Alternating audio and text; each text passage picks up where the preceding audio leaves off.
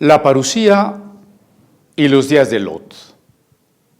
Así hemos titulado a nuestra plática del día de hoy, la parusía y los días de Lot.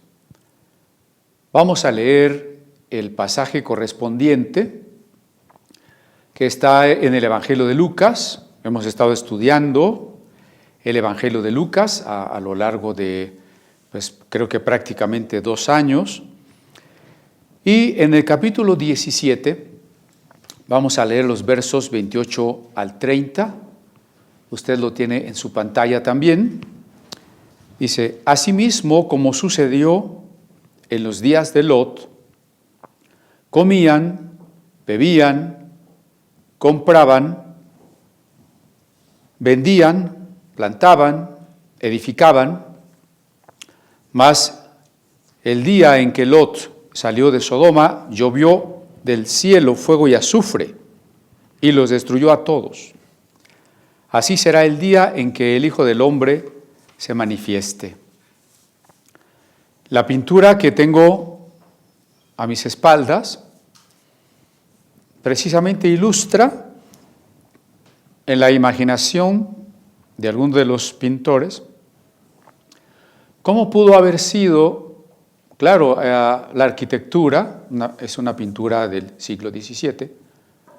No conocían la arquitectura de la antigüedad, pero con la arquitectura que ellos se imaginan, podemos ver a la vez que las ruinas de una ciudad, las llamas, el fuego que devora a los habitantes, a las casas, como el juicio de Dios sobre la ciudad de Sodoma. Es Jesús quien está hablando aquí, de acuerdo con el registro que hace el evangelista Lucas. Jesús nos está advirtiendo que cuando ya sea el tiempo próximo de su retorno, de la parusía, recuerde que el término parusía es el retorno de Jesús cuando Él venga a establecer la plenitud del reino de Dios como Rey de Reyes y Señor de Señores, y nos resucite. Pero los días previos, el contexto que enmarca a esta parusía, será equivalente, será análogo al contexto que vivió Lot, que por cierto vivía a las puertas de la ciudad de Sodoma. Por eso es que la ilustración nos ayuda para imaginar y tener presente de lo que el texto se está tratando. Bien, ahora en nuestra siguiente lámina hablamos de 3 ejemplos y llamo a este el tercer ejemplo teológico literario del amor y la justicia divina en la escatología. Son 3 ejemplos porque el primer ejemplo son los ángeles que cayeron, el segundo ejemplo es Noé, ya hablamos del asunto de Noé, y el tercer ejemplo es el de Lot y la ciudad de Sodoma. Por eso pongo aquí el tercer ejemplo, Sodoma. Es un ejemplo teológico, no es necesariamente en primer término un asunto arqueológico o histórico, es ante todo teológico, literario. Hay una construcción literaria con un propósito de un mensaje teológico. Por eso estamos diciendo, ejemplo teológico literario, que ilustra esta literatura, que ilustra este mensaje teológico, este amor de Dios, que al mismo tiempo es justicia. El amor y la justicia divina no se contraponen. El amor y la justicia en Dios están unidos porque Dios no tiene partes. Dios es un ser íntegro, simple. Con simple quiero decir sin añadidos, sin pedacitos agregados. Él es uno solo. Por tanto, su amor y su justicia brotan de su propio carácter y están unidas el amor y la justicia, porque la justicia es la forma que envuelve al amor y el amor es el contenido de toda verdadera justicia. Así que cuando nosotros leemos de un Dios que espera al hijo que vuelva, que se ha ido de la casa y que lo espera con los brazos abiertos, hemos de recordar que el hijo sufre cuando está fuera de la casa. Nuestro sufrimiento, el sufrimiento del mundo, es una consecuencia de nuestro alejamiento de la casa. En la parábola del hijo pródigo, el hijo regresó. Pero ¿qué sucedería en el caso de los hijos que no van a regresar nunca? Se quedarán siempre fuera de la casa, y ese es el juicio divino del que está hablando aquí. El primer ejemplo, y ahora voy a la epístola de Judas, ustedes pueden leerla ahí. Judas tiene un solo capítulo, entonces solo mencionamos los versos. El verso 6 dice: y a los ángeles que no guardaron su dignidad, sino que abandonaron su propia morada, los ha guardado bajo oscuridad en prisiones eternas para el juicio del gran día. Recuerde que Génesis capítulo 6, y precisamente como antecedente de la justicia de Dios en el diluvio, se narra que unos hijos de Dios, unos ángeles, cayeron en la decisión de dejar su condición angélica, asumir atribuciones humanas permanentes, tomar esposas humanas y tener hijos híbridos, hijos mezcla de estos seres espirituales angélicos con las mujeres. Ya lo hemos platicado eso, solo reiterando lo que dice aquí el texto. Estos ángeles no son aquellos que, por ejemplo, la carta a los Efesios menciona que a la par de Satanás hay principados, potestades que están en este mundo luchando con la iglesia y tratando o convenciendo al mundo de las mentiras, convenciendo al mundo de aquellas doctrinas falsas que los esclavizan. Esos ángeles están aquí, su campo de acción es aquí en el mundo. Pero de estos ángeles Judas dice que fueron guardados bajo oscuridad en prisiones eternas para el juicio del gran día. Recuerde que estamos hablando de juicio, amor y justicia de parte de Dios. El segundo ejemplo es Noé. Creo que 2 semanas hemos reflexionado ya sobre Noé, no voy a añadir.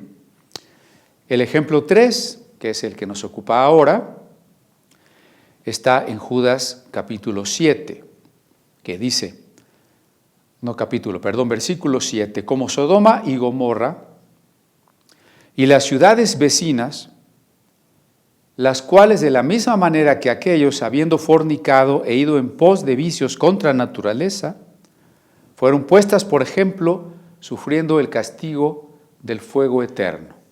Leí Judas, versículo 7. No pierda de vista este versículo 7 porque está equiparando a Sodoma y Gomorra con aquellos ángeles que cayeron. ¿No? Vuelvo a leer la primera parte. Sodoma y Gomorra y las ciudades vecinas, eran en total 5 ciudades, las cuales de la misma manera que aquellos, los ángeles, habiendo fornicado, noten ustedes qué pecado se subraya, he ido en pos de vicios, lo contrario de un hábito virtuoso, pues es un vicio, contra naturaleza, importantísimo. La naturaleza o la fisis que Dios ha dado a cada criatura es lo que le corresponde ser. La fisis de un gato es ser gato, como la naturaleza de un perro es ser perro. Cuando el ser humano quiere ser algo más que ser humano, está tratando de divinizarse, o cuando quisiera ser menos, por supuesto. Cuando el ángel quiere ser otra cosa que no es ángel, entonces se habla aquí de vicios contra naturaleza. Y se dice que esta historia de un fuego que devora a la ciudad de Gomorra es ante todo un signo del castigo, así dice el final del verso 7 de Judas, el castigo del fuego eterno, eterno. Vamos a la siguiente lámina donde reiteramos este tercer ejemplo, pero ahora desde otra carta, la segunda epístola de Pedro. En su capítulo 2 dice, porque si Dios no perdonó a los ángeles que pecaron, sino que arrojándolos al infierno los entregó a prisiones de oscuridad para ser reservados al juicio. Y ahí pongo entre paréntesis el número 1. Ese es el primer ejemplo. ¿Cuál era ese primer ejemplo? Los ángeles. Los ángeles pecaron. Y no porque eran ángeles, entonces Dios dijo, bueno, a ellos no los puedo castigar, son ángeles, son seres muy importantes. No, los ángeles pecaron y fueron castigados, fueron arrojados al Tártaro, entregados a prisiones de oscuridad para ser reservados al día del juicio. El día del juicio es también la parusía. Cuando Jesús venga, viene a realizar el juicio, a consumar el juicio. Verso 5 de segunda de Pedro. Y si no perdonó al mundo antiguo, segundo ejemplo, sino que guardó a Noé, pregonero de justicia, con otras 7 personas, trayendo el diluvio sobre el mundo de los impíos. Pasaje del que ya platicamos. Noé y su familia, solamente su auténtica familia natural, perdóneme que lo subraye así, pregonero de justicia, es decir, no solo construyó un arca y se metió en ella sin que le importara el mundo, él proclamó, predicó la justicia, pero la gente no quiso hacer caso, solo 8 personas se salvaron y vino el diluvio, símbolo también de la destrucción, símbolo también del juicio eterno. Las aguas destructoras, las aguas del caos, arrasaron aquel mundo malvado. Y si condenó por destrucción a las ciudades de Sodoma, noten el condicional en los 3 casos. Si Dios no perdonó a los ángeles, primer condicional. Si Dios no perdonó a Noé, el condicional es el sí. Si no, ese es un condicional. Segundo caso, no perdonó a Noé. Si no perdonó a Sodoma y Gomorra, Pedro concluiría que entonces, ¿por qué perdonará a esta generación que está cometiendo los mismos pecados que los ángeles, que la generación de Noé, que los habitantes de Sodoma? Verso 6. Y si condenó por destrucción a las ciudades de Sodoma y de Gomorra, reduciéndoles a cenizas y poniéndolas de ejemplo a los que habían de vivir impíamente. ¿Por qué puede haber una historia tan cruda, alguien podría decir tan cruel, en la Biblia como la historia de Sodoma? Aquí está la razón. Ejemplo a los que han de vivir impíamente. Es decir, en su amor no solo hay justicia, no solo hay juicio. En su amor Dios advierte, aún por el castigo a otros, aún por los relatos teológicos literarios, porque precisamente por ser teológicos y por ser inspirados del Espíritu Santo, nos están advirtiendo de algo que nosotros no vimos porque sucedió hace muchos siglos, muy lejos de nosotros, pero que está allí como palabra divina para que nos arrepintamos, para que podamos responder, para que podamos decir sí al amor de Dios. A continuación tenemos un mapa con la ubicación de la ciudad de Sodoma. En letras grandes dice Canaán, es toda la tierra de los descendientes de Cam, los cananitas son descendientes de Cam, en la idea judía, aunque en la realidad son también pueblos semitas. Por ejemplo, los amorreos son absolutamente parientes de los judíos.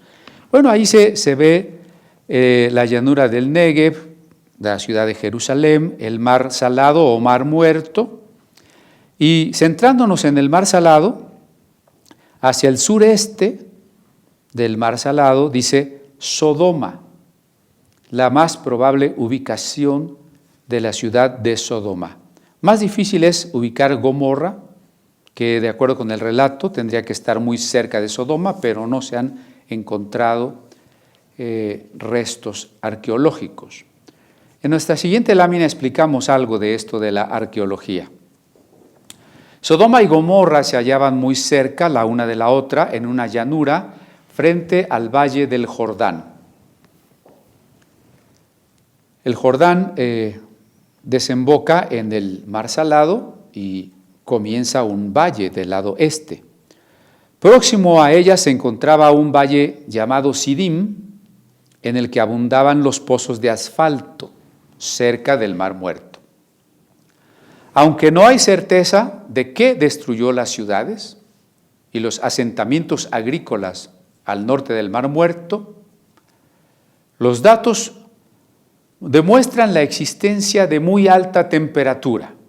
Interesante, ¿no? La arqueología está interesada por qué hay estas ruinas aquí, qué pasó, podemos corroborar o no el relato bíblico. Por lo pronto lo que encuentran es pruebas de que haya habido una elevada temperatura allí. En el asentamiento jordano de Tel el Hamán, de la edad de bronce, o sea, de la llegada de los primeros hebreos invasores a Canaán, y por la datación de radiocarbono, el radiocarbono o el carbono 14 nos permite fechar con mucha aproximación materiales orgánicos. Indica este fechamiento que las paredes de adobe de casi todas las estructuras desaparecieron repentinamente. Es decir, que la memoria del relato bíblico no es descabellada, no es errada. Al contrario, registra algo que por otros caminos de la ciencia aún no conocemos del todo, pero que podemos ahora saber que esas paredes desaparecieron de manera repentina y en unas altas temperaturas hace unos 3.700 años. Eso nos lleva aproximadamente a los tiempos de Abraham, que es el siglo XIX o XX antes de Cristo. Y bueno, esas temperaturas que hicieron vitrificaron las cerámicas y dejaron solamente los cimientos de piedra. Interesante, muy interesante. Ahora bien, volvamos a la idea de Pedro y de Judas sobre los pecados de los sodomitas, y en nuestra siguiente lámina tenemos una pregunta. ¿Cuáles fueron los pecados de Sodoma? Quisiera que nos vayamos meditando, o que nos vayamos lentamente en esta meditación, porque ahora, en el afán de justificar pecados de sodomía, la gente quiere decirnos que el pecado de Sodoma no era la sodomía, sino otros pecados. Bien, vamos a ver que Sodoma no es culpable de un pecado, sino de muchos, pero que precisamente entre esos muchos, la llamada precisamente y a causa de esta historia sodomía, no está ausente, sino que fue una de las razones principales que, como lo dice Judas, trajo el juicio divino, y volveremos a ese punto. Primera cosa, estoy en Génesis 19, según nuestra lámina, en el verso 4, dice: pero antes que se acostasen, rodearon la casa los hombres de la ciudad, los varones de Sodoma, todo el pueblo junto, desde el más joven hasta el más viejo. Recuerden que Lot vive muy cerca de Sodoma, parece que tiene alguna casa o algún negocio dentro de Sodoma, y llegan de visita a la ciudad dos peregrinos. El capítulo 18 del Génesis, por demás una historia interesante, nos dice que estos dos peregrinos eran ángeles que acababan de visitar al patriarca Abraham allá en su tienda, su carpa de beduino, y que ahora se habían dirigido a la ciudad de Sodoma para corroborar el clamor que había subido ante Dios por el pecado de Sodoma. Llegan los peregrinos y, como era costumbre en todas estas culturas antiguas, la hospitalidad es muy importante. En nuestra época estamos más acostumbrados o a que la gente se duerma, si no tiene recursos, en cualquier zaguán, en cualquier esquina o quicio de una puerta. Y si tiene dinero, hay muchísimos hoteles, posadas, lugares donde pernoctar. Pero en esta cultura y en estos lugares, muchas veces desérticos, no era fácil ser un viajero y llegar a un lugar y encontrar restaurantes, hoteles, nada de eso. La hospitalidad era muy importante. Toda la literatura antigua, desde Mesopotamia hasta Arabia, hasta Egipto, tienen muchísimos ejemplos de historias, cuentos, anécdotas sobre la hospitalidad, que era una de las virtudes muy respetadas. En la carta a los Hebreos se dice que algunos, sin saberlo, hospedaron ángeles, lo que significa que es muy probable que Lot, cuando vio a estos dos peregrinos, no sabía que eran ángeles. Sabía que eran dos peregrinos, dos varones.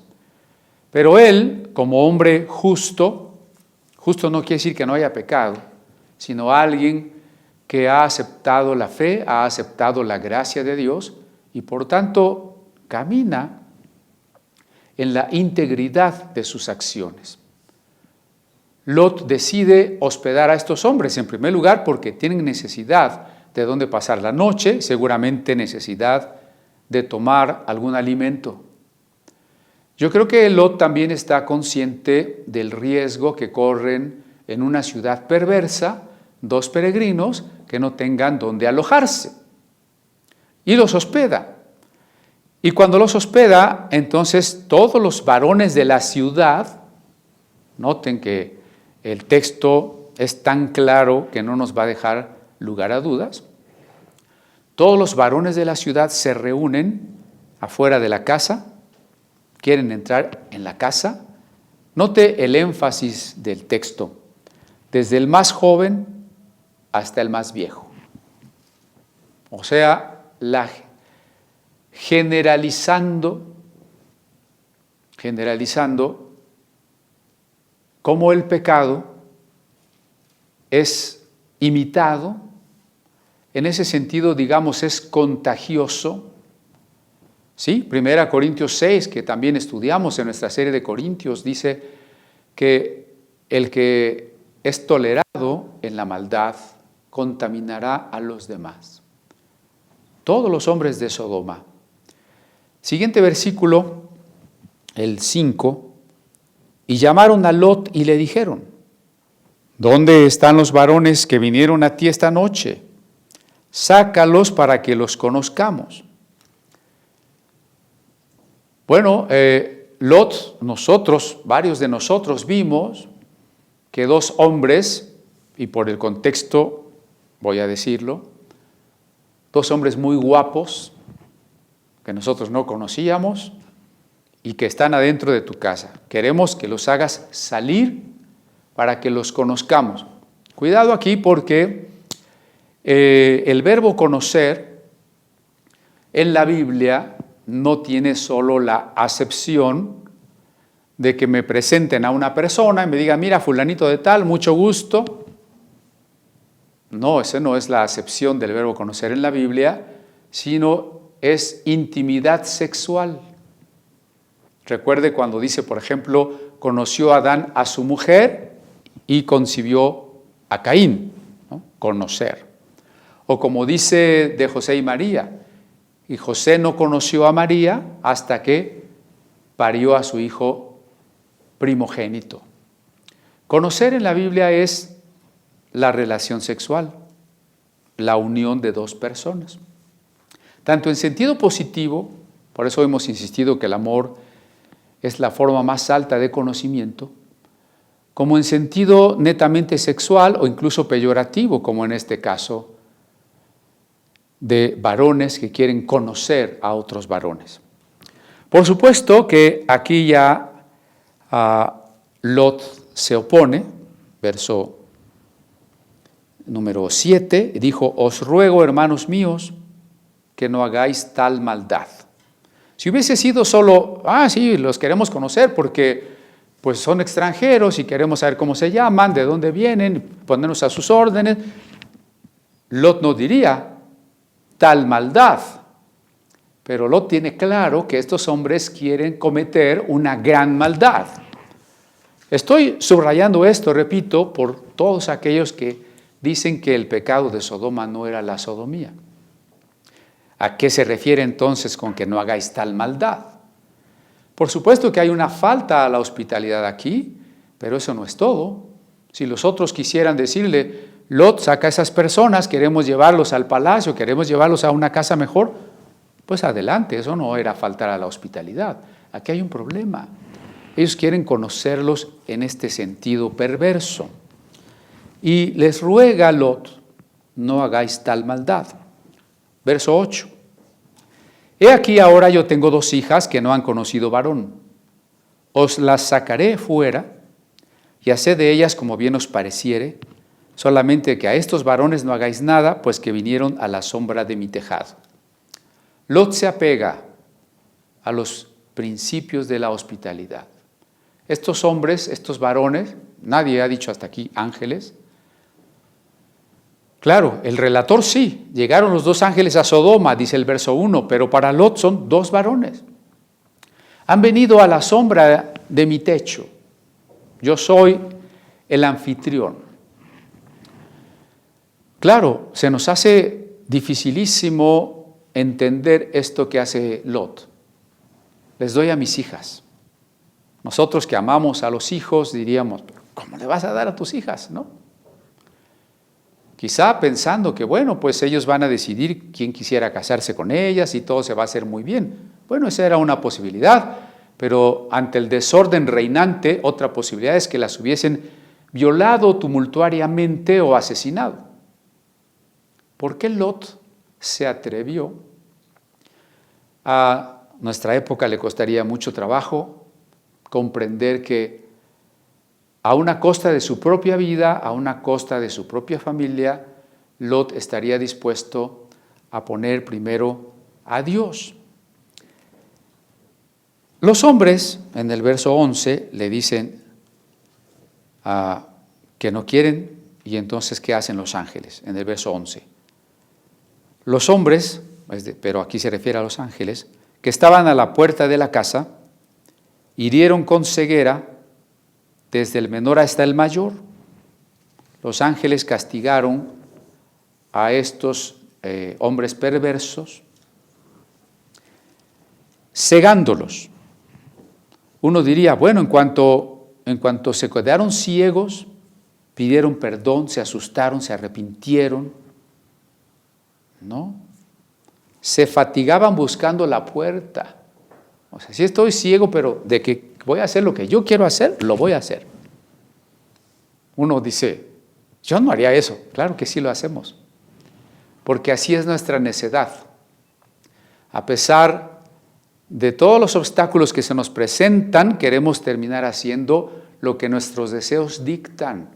Y eso efectivamente nos convierte en personas ciegas. ¿Cuáles fueron esos pecados? Ahora voy a la siguiente lámina. Aquí lo leí en el relato bíblico, ahora los voy a enlistar.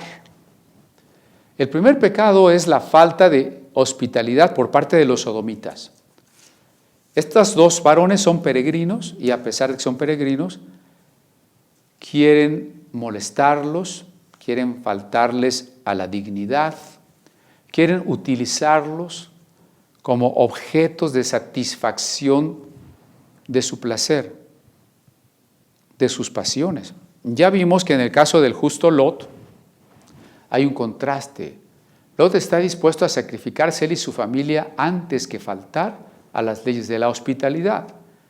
Pensemos en ese contraste para valorar qué tan grave era la falta que estaban cometiendo los hombres de Sodoma.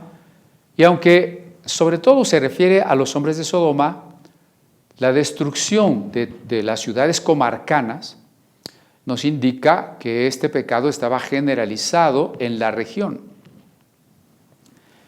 Segundo pecado, la concupiscencia contra naturaleza. Concupiscencia significa el deseo desordenado. Todo deseo desordenado es concupiscencia. Claro, esto da para un tema teológico muy largo y complicado. Si la concupiscencia es o no es el pecado original, si provoca el pecado original o al revés, el pecado original provoca la concupiscencia. No vamos a detenernos por ahora en eso.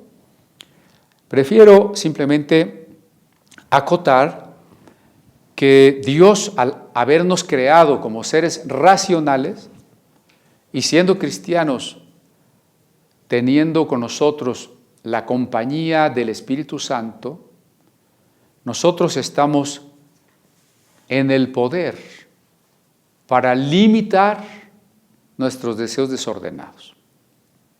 No podemos dejar de sentirlos.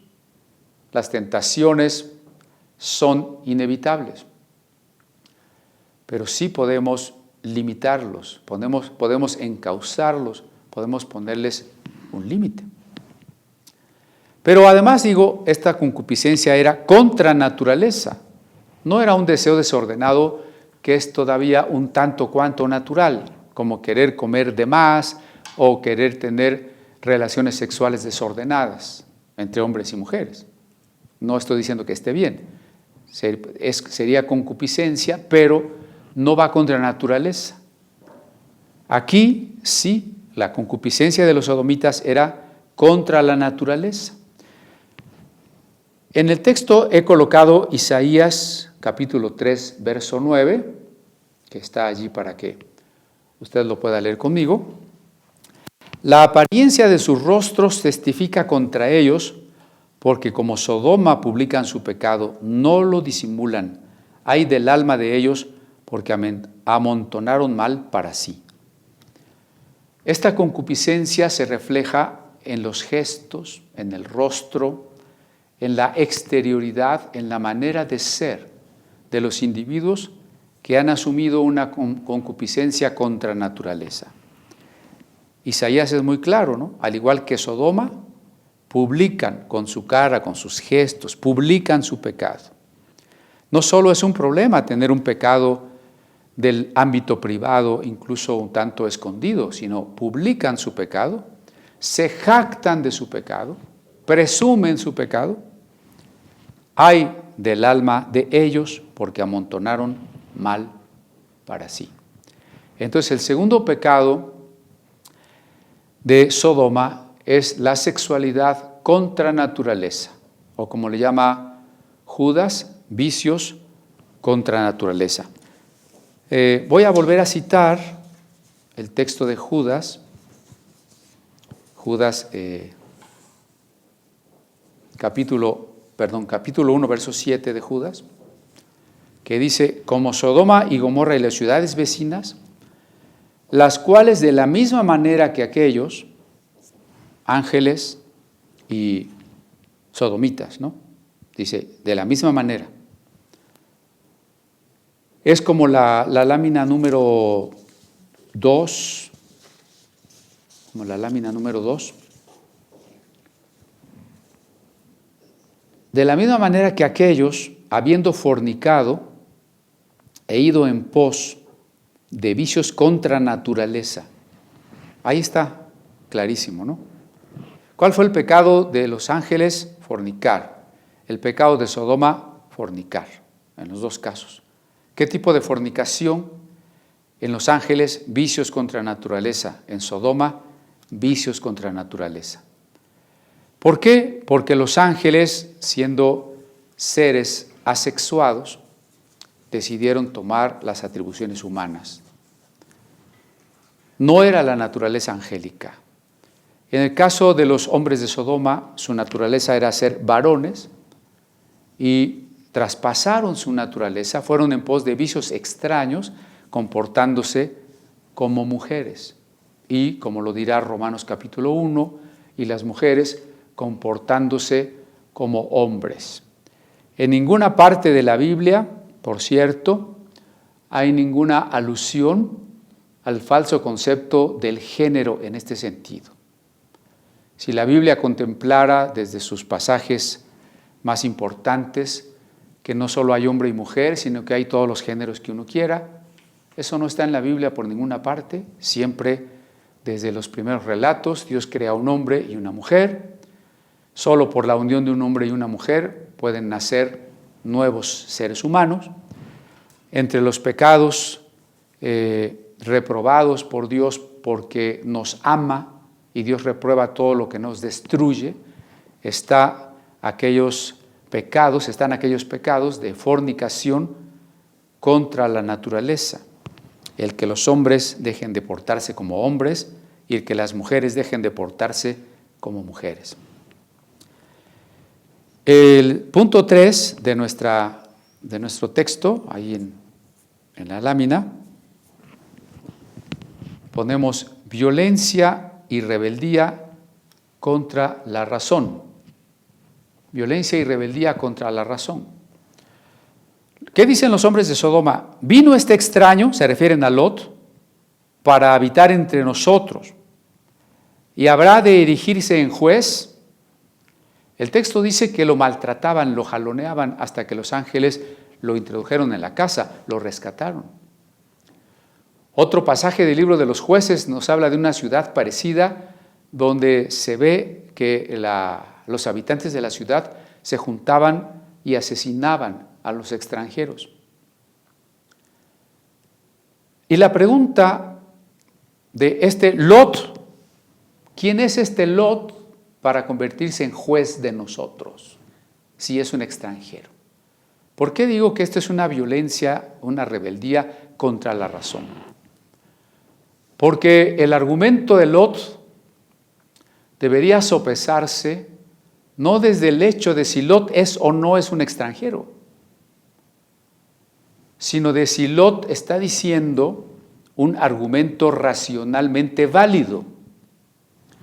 Cuando nosotros descalificamos a la persona por cualquier cosa y con ello queremos descalificar, desoír sus razones, sus argumentos, estamos cometiendo una falacia lógica, un error lógico que se llama argumento ad hominem.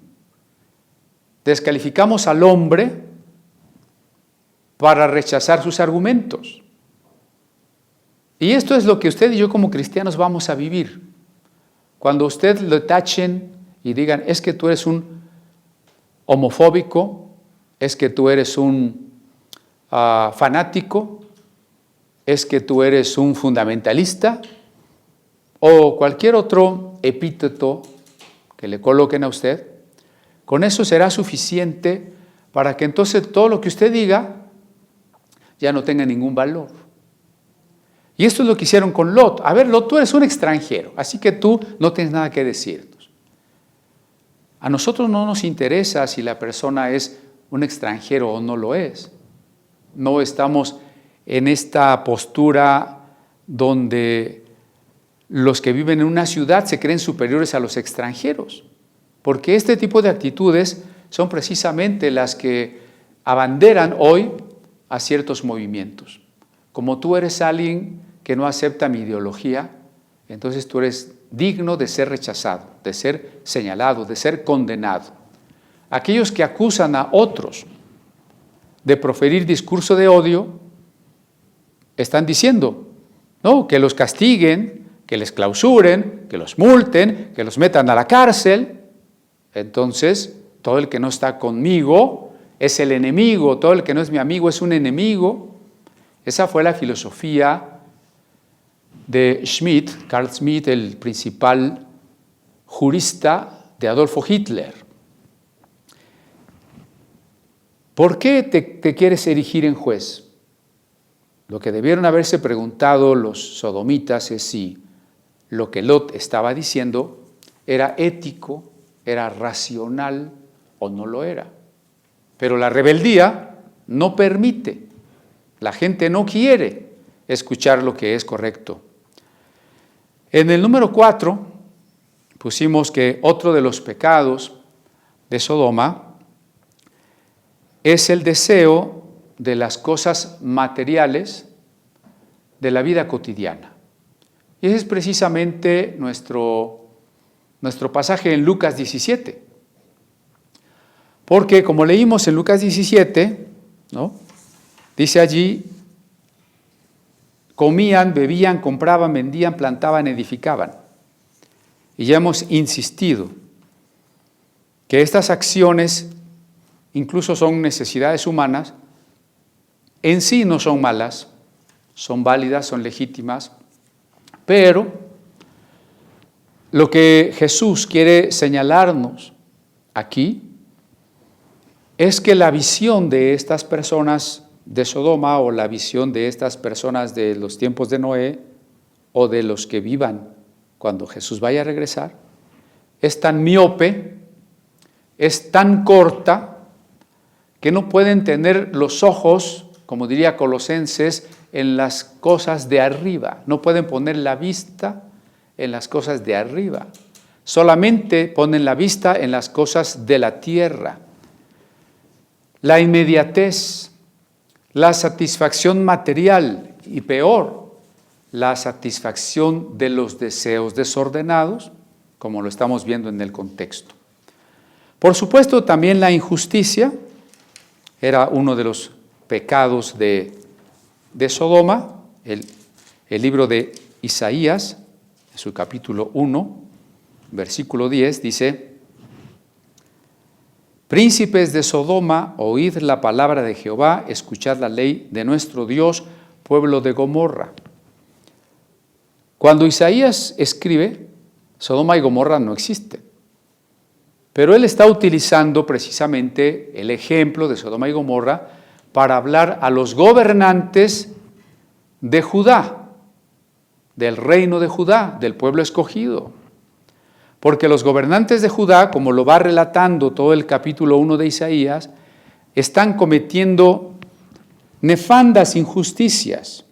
Por ejemplo, cuando Dios rechaza la adoración de estos hombres, les dice: dejad de hacer lo malo, aprended a hacer el bien, buscad el juicio. Estoy en Isaías 1:17, restituid al agraviado, haced justicia al huérfano, amparad a la viuda. Dios exige esto que los líderes de Judá no estaban haciendo.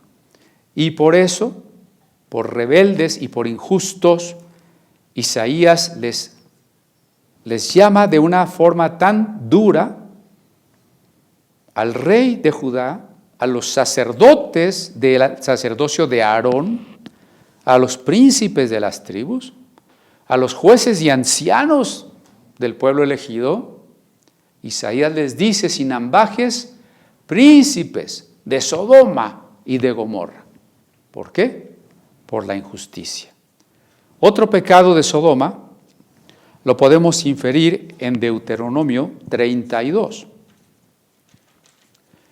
Ya casi para terminar el libro de Deuteronomio, en 32 y también en el verso 32, hablando de los enemigos y de los que se rebelan y se apartan de Dios, dice el verso 32, porque de la vid de Sodoma es la vid de ellos, y de los campos de Gomorra las uvas de ellos son uvas ponzoñosas. Racimos muy amargos tienen, veneno de serpientes es su vino y ponzoña cruel de áspides. Aquí Dios, reprendiendo a los idólatras que le movieron a celo, aquellos que adulteraron espiritualmente, Dios dice que tienen la misma raíz y el mismo veneno, que pertenecen a la misma planta que Sodoma y que Gomorra, la idolatría. Este tiempo que vivimos, al igual que en los tiempos de los ángeles, de los que se dice que cayeron, es tiempo de gran hechicería y brujería, al igual que en los tiempos del diluvio. Al igual que Sodoma, una ciudad llena de idolatría.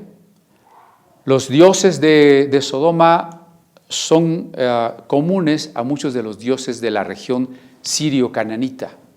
Por supuesto, el dios El, el dios Marduk, la diosa Istar, el dios Dagán. Dagán entre los del este del Jordán, porque lo consideraban dios de los granos, de los cereales, mientras que los filisteos hacia la costa le llamaban Dagón y lo consideraban el dios pez. Pero es el mismo, digamos, son dos advocaciones de la misma divinidad.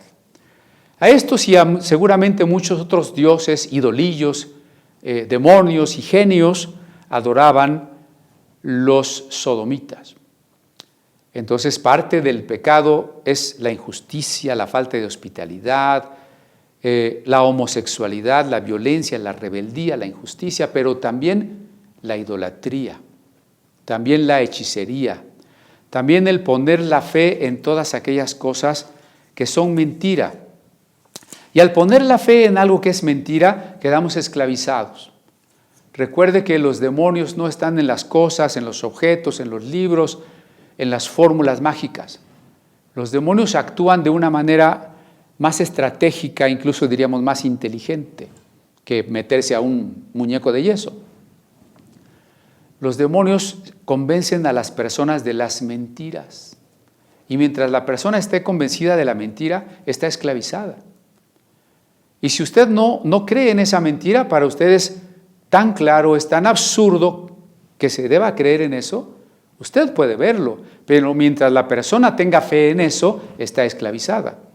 Tengo aquí algunas hojas de una revista esotérica, ocultista, de las que quiero leerles ejemplos de lo que la mayoría de las personas hoy cree. Son páginas enteras donde se anuncian brujos, hechiceros, adivinos, tarot para el astro, luz interior, videntes, tarot unicornio. Dice aquí una vidente que ella atrae a tu vida el amor y la buena suerte.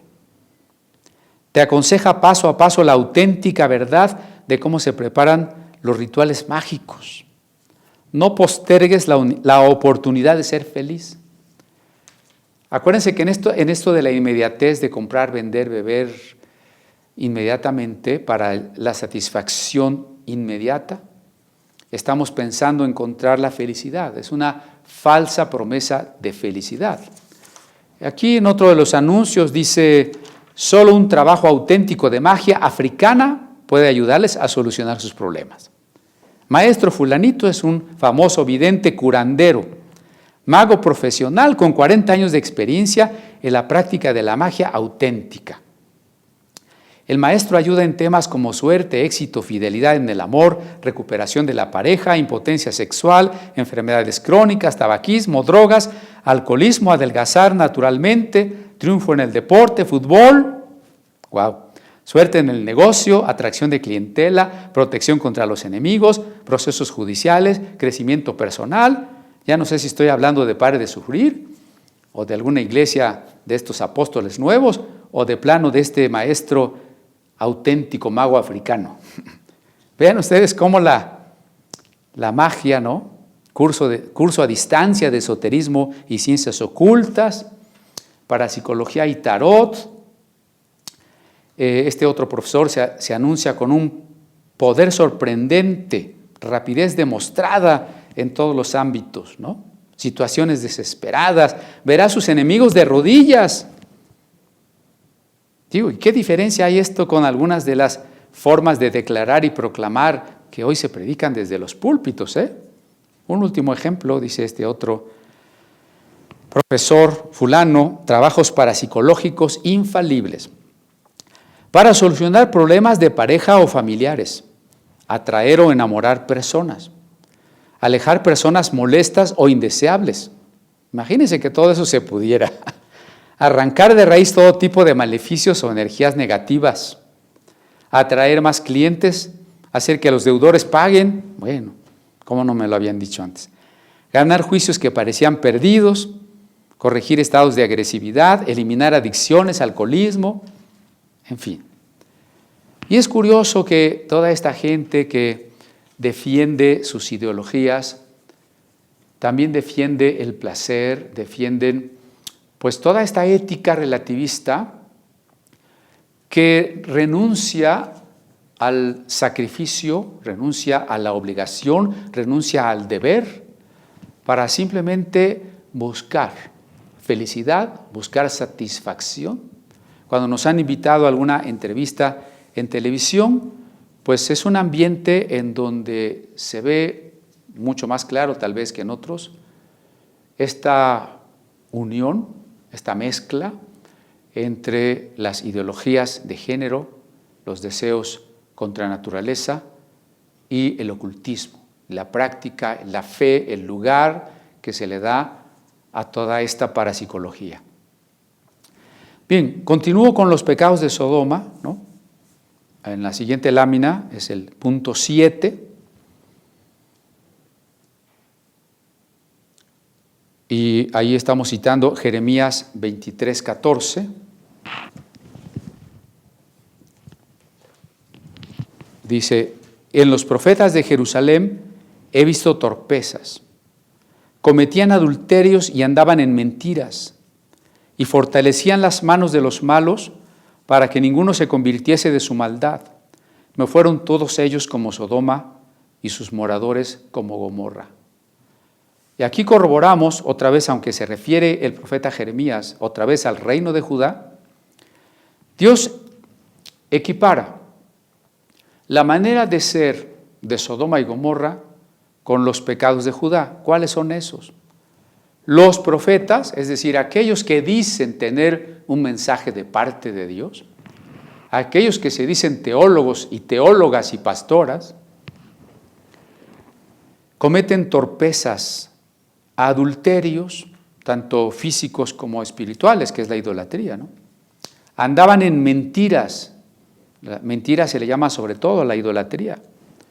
Fortalecían las manos de los malos. ¿No es un diagnóstico de nuestro tiempo? ¿Quiénes tienen el poder? Ahora que estamos en tiempos electorales, la mayoría de los candidatos y de los que ya están y de los que van a subir, ¿quiénes son? ¿Los más aptos? ¿Los más justos? Fortalecen las manos de los malos. ¿Para qué? ¿Para qué hacen este sistema que se alimenta y se apoya mutuamente con su maldad? Y aquí lo dice el texto. Para que ninguno se convirtiese de su maldad.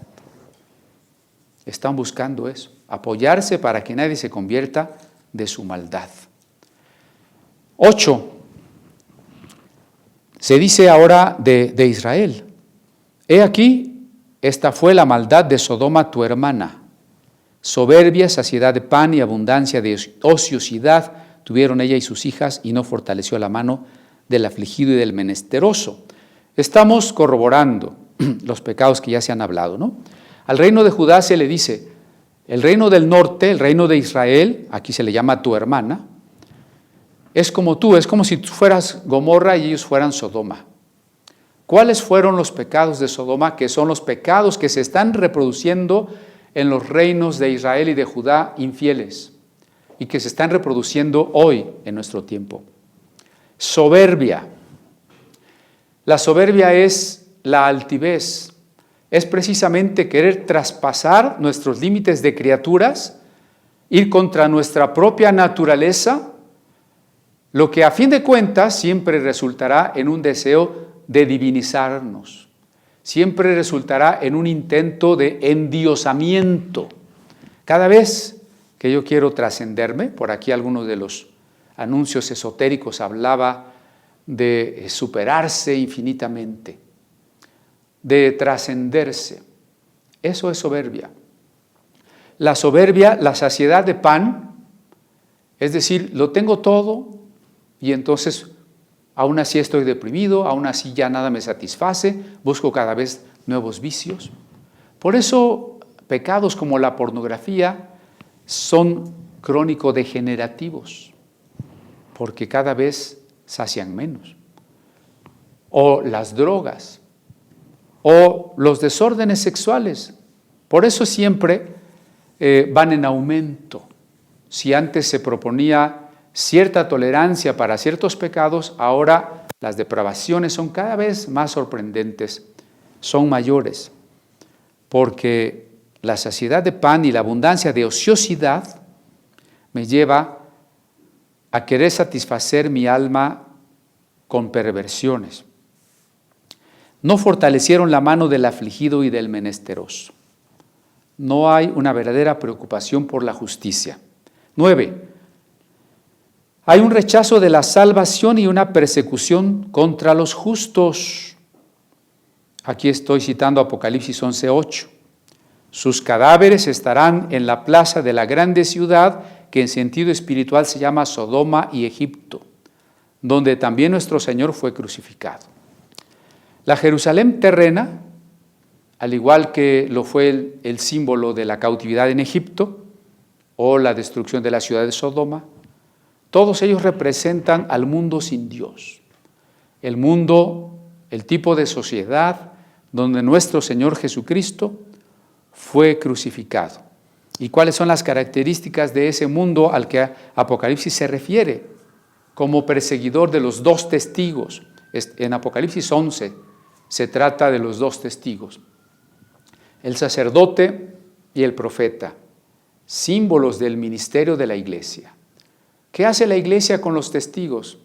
¿Qué hace, la iglesia, representa a los testigos? ¿Qué hace el mundo con los testigos? ¿Qué hace el mundo contra la iglesia?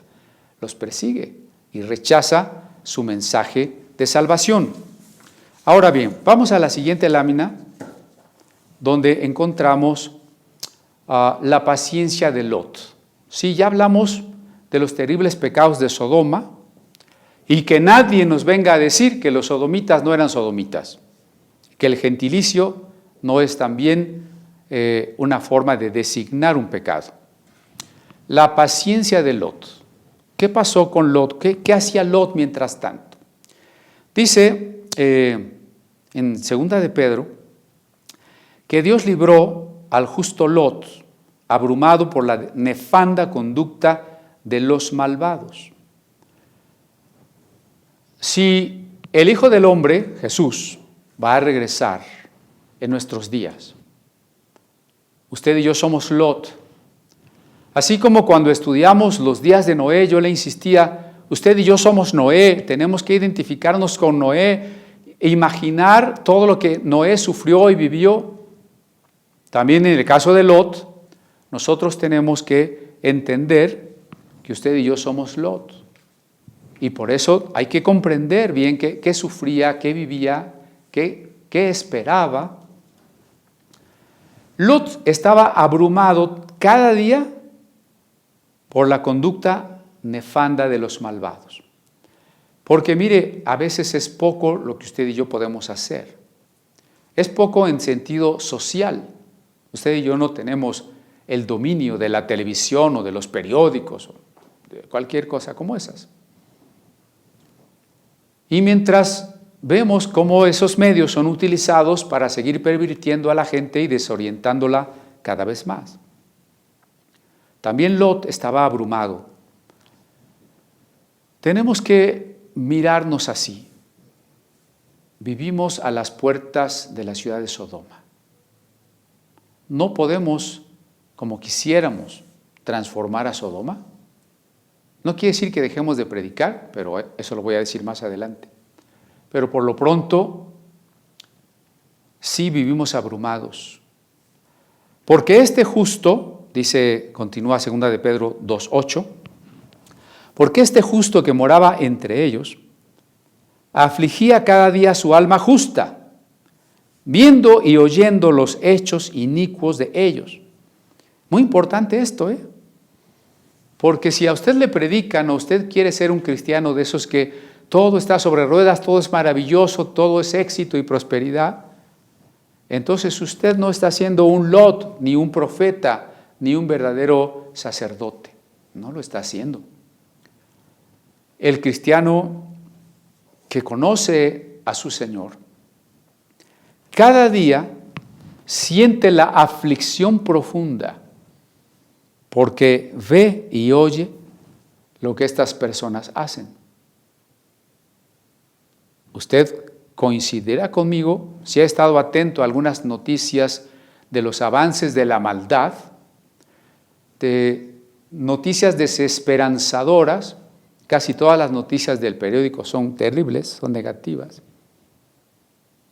Entonces, usted y yo vivimos, sí, con la paz de Dios, con el gozo del Espíritu Santo, pero al mismo tiempo, y así tiene que ser, esa es la paradoja, al mismo tiempo vivimos afligiendo nuestra alma al ver, al escuchar, al conocer cómo las acciones malvadas de estos hombres destruyen a la gente, destruyen a los niños. Creo que es una de las cosas más dolorosas, ver cómo destruyen a los niños. Las acusaciones y ataques que recibía por ser diferente. El único diferente. Póngase en las sandalias de Lot. ¿Quién más de entre la ciudad de Sodoma se salvó? Entre los varones, nada más Lot. ¿Qué quiere decir? Que el pecado se había difundido, había cundido de tal manera que todos eran sodomitas, menos Lot. Entonces, estamos llegando a una situación igual. Ahora te haremos más mal que a ellos. Acuérdense de la violencia. Estoy leyendo otra vez Génesis, ¿no? Ahora te haremos más mal que a ellos. Y hacían gran violencia al varón, a Lot, y se acercaron para romper la puerta. ¿Qué debería usted esperar de la gente? Violencia. Si usted está esperando que lo respeten, que guarden sus derechos humanos, que nadie se meta con usted, que como usted tiene la razón, pues nadie lo va a ofender, mucho menos a agredir, pues está equivocado. Si usted y yo somos Lot, lo único que podemos esperar es que la gente termine haciendo con nosotros gran violencia y quiera romper nuestra puerta, quiera destruir nuestra casa. Estamos dispuestos a pagar el precio, el juicio. Siguiente lámina, el juicio. Otra vez Génesis. En Génesis 18:20, todavía Dios está platicando con Abraham, es antes del juicio a Sodoma, pero Dios le dice a Abraham: por cuanto el clamor contra Sodoma y Gomorra se aumenta más y más y el pecado de ellos se ha agravado en extremo. ¿Por qué vendría un juicio? Bueno, aquí Dios está diciendo, no solamente son pecadores, su pecado se ha agravado en extremo. Génesis no tiene esa postura de, es que ya todos nacimos en la total depravación. No, momento. Todos somos pecadores, sí. Pero hay de pecados a pecados. Por eso aún en la ley de Moisés hay distintos castigos para distintos pecados. Incluso hay diferentes palabras para hablar de un pecador, a una persona inicua, un perverso. Son diferentes grados.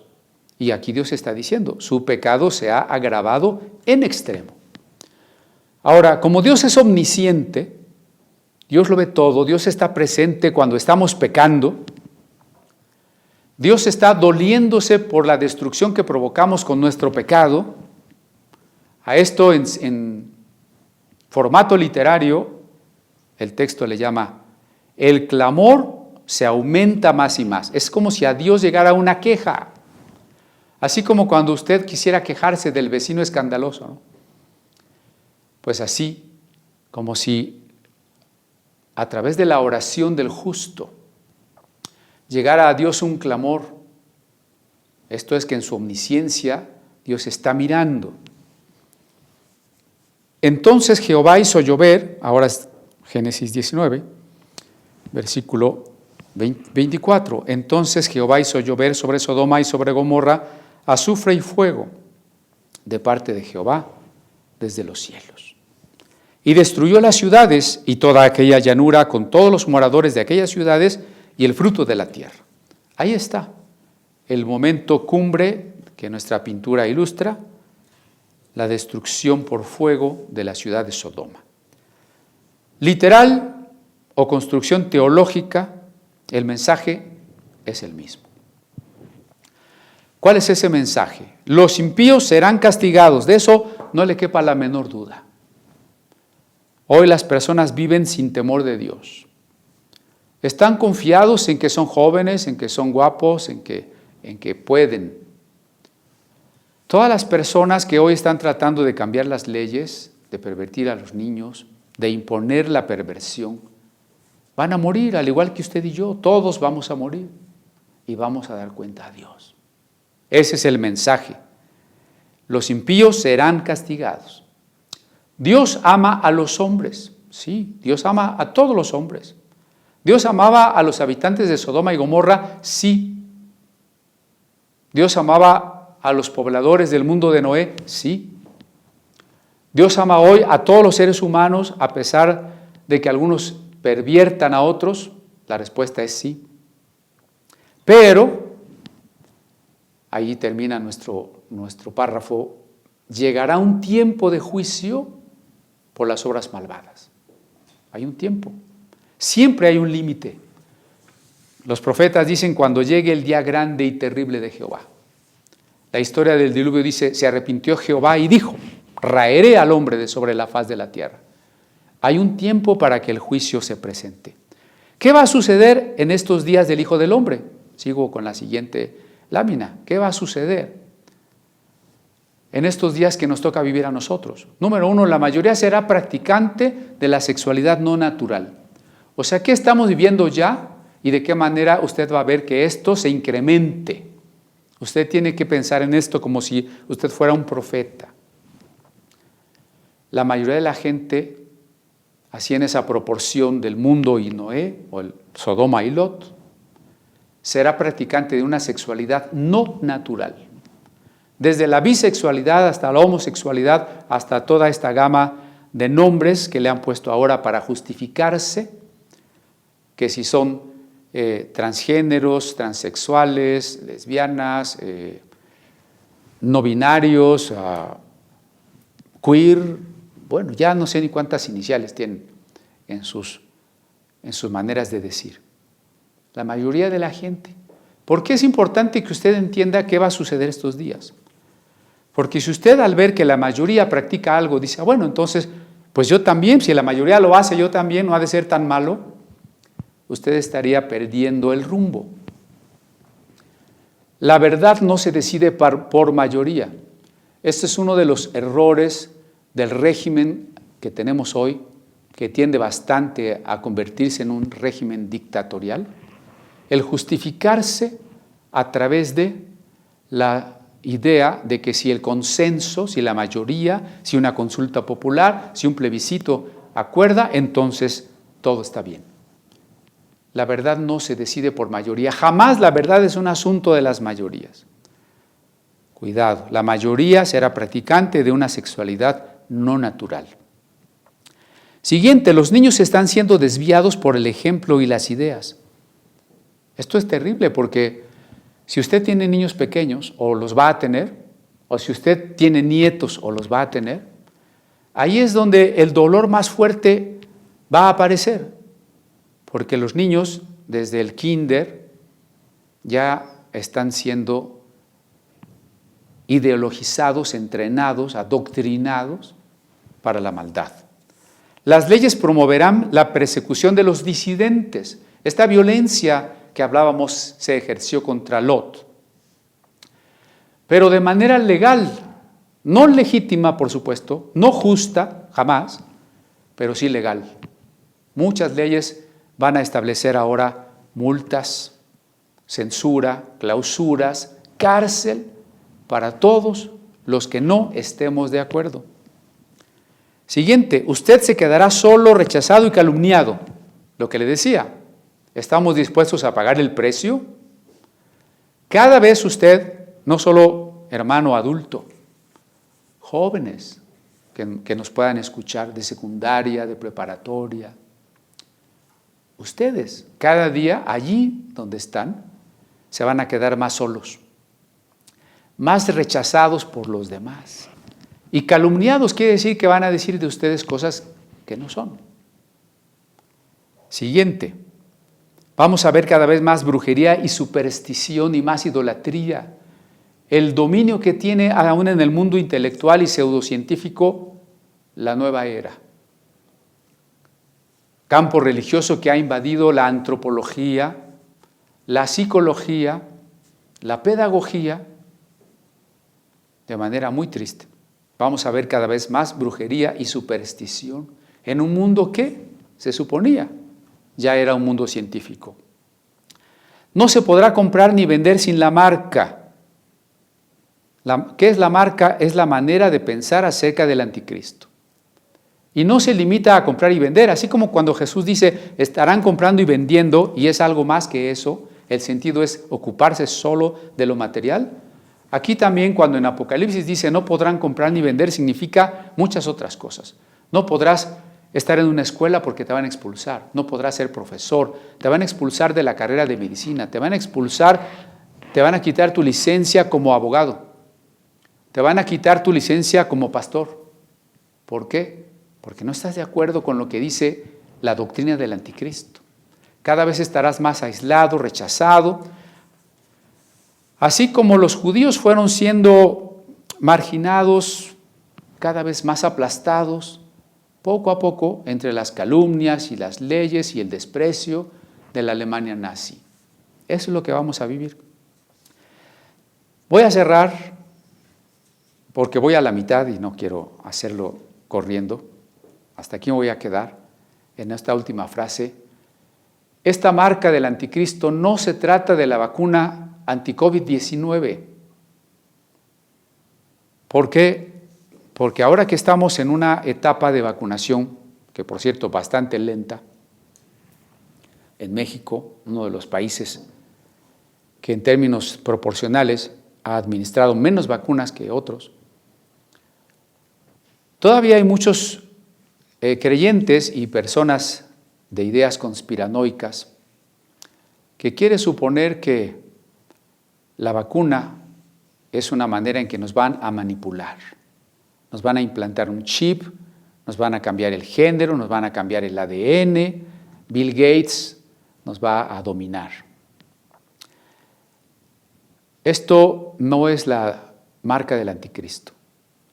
La marca del anticristo es una manera de pensar y es una manera de actuar en la que el hombre se hace Dios, se ensoberbece, se diviniza.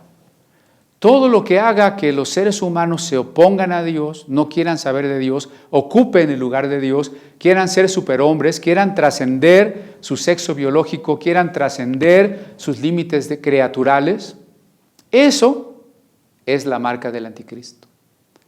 Y no se preocupe, incluso fíjese, ni se preocupe siquiera si en vez de una tarjeta de crédito le van a poner un chip de crédito. Eso todavía no es la marca del anticristo. Eso puede ser un medio técnico para el control de la población, pero el sello del anticristo es intelectual, espiritual, es práctico. Y no puede ser puesto en usted sin su consentimiento. Si fuera algo físico, tal vez lo tomarían a la fuerza y se lo ponían y ya lo tienes. Y como ya lo tienes, según Apocalipsis, te vas a ir al infierno, aunque tú hayas sido cristiano, te lo pusieron a fuerza. No. La marca del anticristo es voluntaria. La acepta todo aquel que acepta un pensamiento y una práctica que se opone a Dios, que contradice la palabra de Dios y que diviniza a la criatura, que endiosa al ser humano. Voy a cerrar entonces aquí. ¿Qué va a suceder en estos días que el Hijo del Hombre está muy próximo a venir? ¿Qué es esto que usted y yo vamos a vivir cada día con mayor intensidad? Que la mayoría practicará una sexualidad no natural, que los niños estarán siendo desviados desde sus más tempranos años, que las leyes promoverán la persecución contra los creyentes, que usted se quedará solo, rechazado y calumniado, que veremos todavía un mayor aumento de la brujería y toda la actividad demoníaca, y que cada vez estaremos también más aislados en la medida en que las relaciones sociales, comerciales y políticas, incluso educativas, serán imposibles para nosotros en la medida en que no compartimos la marca. No queremos comprar ni vender. No podremos hacerlo porque nos lo impiden si no congeniamos con la manera del ser del mundo. Viene una tercera ola de la pandemia que ya ha empezado incluso en algunos lugares del mundo, y al explicarle que la vacuna no es la marca del anticristo, solo me resta invitarle para que se siga cuidando, para que se vacune lo más pronto que pueda, que sea disponible, esté disponible, y que cuide no solo la salud de usted, sino la de su familia, porque si usted tuviese la salud, la juventud, como para ser asintomático o enfermarse muy levemente, no se olvide que puede ser un transmisor, un portador, para que personas que usted ama se enfermen gravemente o se mueran. No nos espera nada fácil en estos tiempos que se avecinan, pero puedo adelantar, gocémonos y alegrémonos porque nos tocó vivir los últimos tiempos, porque quizá nos toque ver el retorno del Señor, y porque aunque seamos perseguidos, decía Jesús, bienaventurados sois cuando os persigan, porque así persiguieron a los profetas que fueron antes de vosotros. Grande es vuestro galardón. Van a tener un galardón como el de los profetas que como ustedes fueron perseguidos.